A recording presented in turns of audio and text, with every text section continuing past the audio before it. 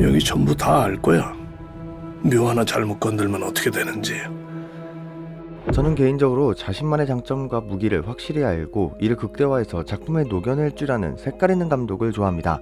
폭력의 미학, 자신의 어린 시절을 향유하며 느낀 서브컬처를 다채롭게 구사할 줄 아는 쿠엔틴 타란티노 감독, 인간의 본성을 꾸짖으면서도 끝끝내 인간 창가를 이야기하는 켄 로치 감독, 한국으로 치면 어딘가 불완전하고 뒤틀려 있지만 미적으로 사랑을 그려내는 박찬욱 감독, 계급, 계층 간의 분리를 때론 은유적으로 또 때로는 직접적으로 그리는 봉준호 감독까지, 이렇게 자신만의 아이덴티티를 확실하게 가지고 가는 감독들의 작품은 언제나 시간이 지나도 기다리는 확실한 팬층을 형성하기 쉽고, 그만큼 관객들 역시 작품을 받아들일 어느 정도의 준비를 해올 수 있다는 점에서 좋은 문화를 만들어갈 수 있습니다. 그리고 오늘 제가 가이드 리뷰를 해볼 작품 파묘 역시 자신만의 아이덴티티가 있는 감독의 영화인데요. 이젠 오컬트 영화의 신성에서 명실상부 대가로 불릴 만한 장재현 감독입니다. 처음 상업 영화로 관객들과 만났을 때는 사실 범상치 않다는 생각이 들기는 했습니다. 그의 단편 영화 12번째 보도사제를 장편화한 검은 사제들은 지극히 대중적인 작품에서 큰 힘을 발휘했던 강동원, 김윤석이라는 배우를 데리고 상당히 마이너하고 장르적인 느낌이 강하며 종교성이 진한 오컬트 영화를 만들었고, 사바에선 사이비, 이단, 한마디로 일반적인 종교의 틀에서 벗어나 뒤틀린 신념과 이를 밝혀가는 추적극의 이야기를 그렸죠. 그리고 이번 파묘에선 앞선 두 작품들과는 또 다른 지극히 한국적이고 토속적이면서도 그 안에 민족적인 정서를 버무린 팀원 무비를 가지고 왔는데요. 베를린 영화제의 초청 로고를 지나서 나오는 예고편부터 심상치 않은 반응을 불러일으키더니 개봉한 지 일주일도 지나지 않은 지금 서울의 봄을 뛰어넘는 오프닝 스코어를 가져오며 안정적으로 흥행에 초록불이 켜졌습니다. 그래서 오늘은 아직 작품을 보지 않은 분들을 위해 작품 파묘를 보러 가기 전 알아두면 좋을 몇 가지 포인트를 짚고 넘어가도록 할 텐데요. 작품의 주요 내용과 결말은 영상에 포함되어 있지 않으나 어느 정도 작품 설명을 위한 작은 스포일러가 포함될 수 있으니 감상에 유의해 주시면 감사하겠습니다. 딱 보니 묘바람입니다. 개인적으로 제일 먼저 눈에 가는 포인트는 역시 배우들의 조합이었습니다. 대규모 상업영화와 저예산 영화, 액션 영화와 드라마 영화까지 장르를 불문하고 믿고 보는 최민식 배우가 처음으로 미스터리 공포, 서스펜스 영화로 돌아왔는데요.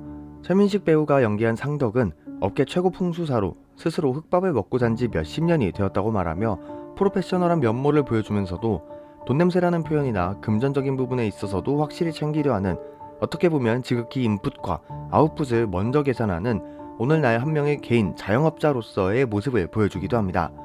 그리고 유해진 배우가 연기한 영근은 상덕과 함께 일하는 장의사로 청와대와도 일을 했었고, 다소 깔끄럽지 못한 일을 급하게 처리해줄 주변인들이 있을 만큼 발도 넓기 때문에 자신의 직업적인 프라이드도 어느 정도 있지만 재물에 대한 작은 욕심이 조금 있습니다.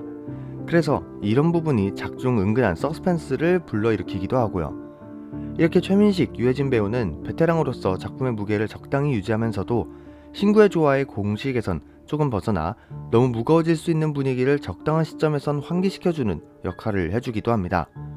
그리고 이렇게 두 배우가 작품의 톤 앤 매너를 잡아가면 그 안에서 어울리지 않을 것 같으면서도 성공적으로 융화된 김고은 배우와 이도현 배우가 마음껏 연기할 수 있도록 칼춤을 추는 느낌인데요. 김고은 배우가 연기한 화림은 실력 있는 무당으로 그녀의 옆에서 항상 보호해주고 알려주는 할머니 귀신 덕에 웬만한 의식에도 겁먹지 않고 행할 수 있는 젊고 강하며 주체적인 성격을 가지고 있습니다. 김고은 배우야 워낙 연기를 잘한다고 느끼기는 했지만 이번 파묘에서의 김고은 배우는 되려 드라마, 로맨스, 판타지 영화에 굳혀지던 자신의 이미지를 완벽히 지웠고 진짜 내림을 받은 게 아닌가 싶을 정도로 소름이 돋는 연기를 보여주는데요.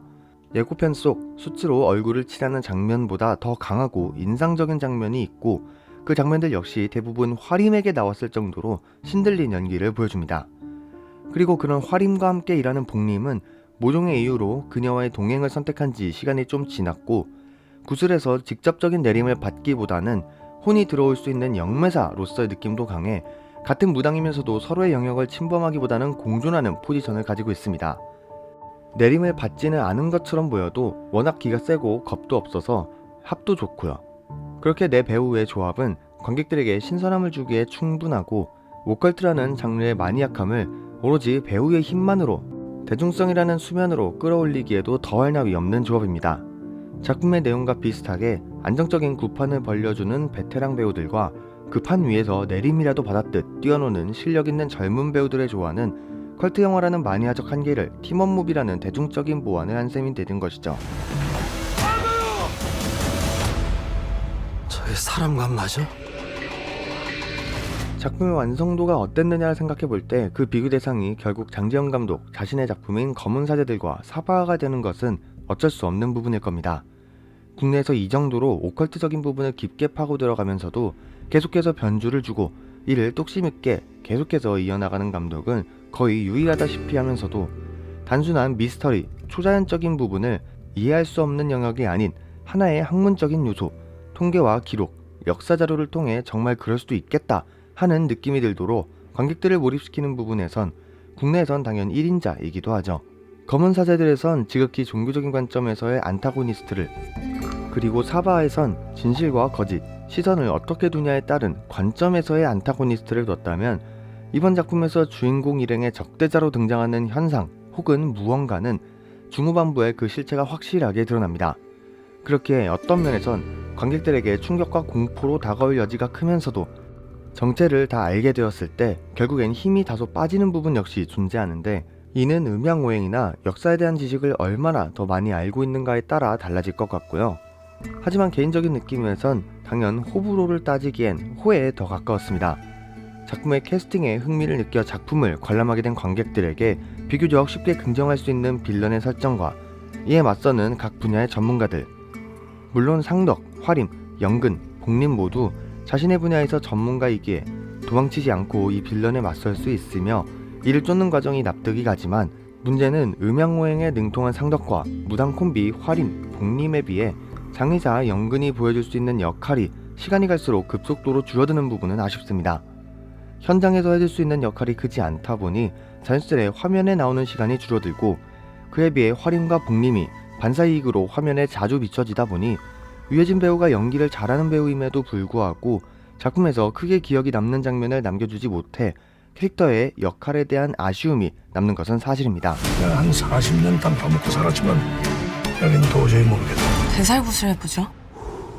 파묘는 재미있는 작품임에 틀림없습니다. 비즈니스로 시작한 조합이 일련의 사건을 겪으면서 진짜 어른 혹은 미래를 걱정하며 맞서는 응원할 수밖에 없는 주인공으로서의 모습으로 변하는 과정은 다소 유치한 부분이 있고 15세 관람가라고 표현하기엔 찰나이지만 고한 표현 역시 종종 존재함에도 역시 시각적으로 제한이 많은 연출을 써서 관객들에게 충격은 주되 그 특유의 찝찝한 잔상이 오래 남지 않도록 설정했고, 각기 다른 분야의 전문가들이 팀을 이뤄 악을 쫓고 맞서는 서사는 분명 익숙하지만 쉽게 몰입할 수 있으니까요. 그 밖에 미술, 장소, 음영의 활용 역시 준수했고, 반복되는 플래시백은 다소 산만하고 시각적으로 불편한 부분이 있었지만 배우의 연기와 장르적인 쾌감, 대중성은 당연 장지영 감독 작품 중 가장 좋았다고 말할 수 있을 것 같습니다. 감독의 앞선 두 작품들에 비해 감정에 호소하는 부분은 존재하나 이 정도면 한국 영화 치고도 준수한 편이라 굉장히 만족스럽게 보고 왔고요. 여러분들은 파묘 어떻게 보셨나요?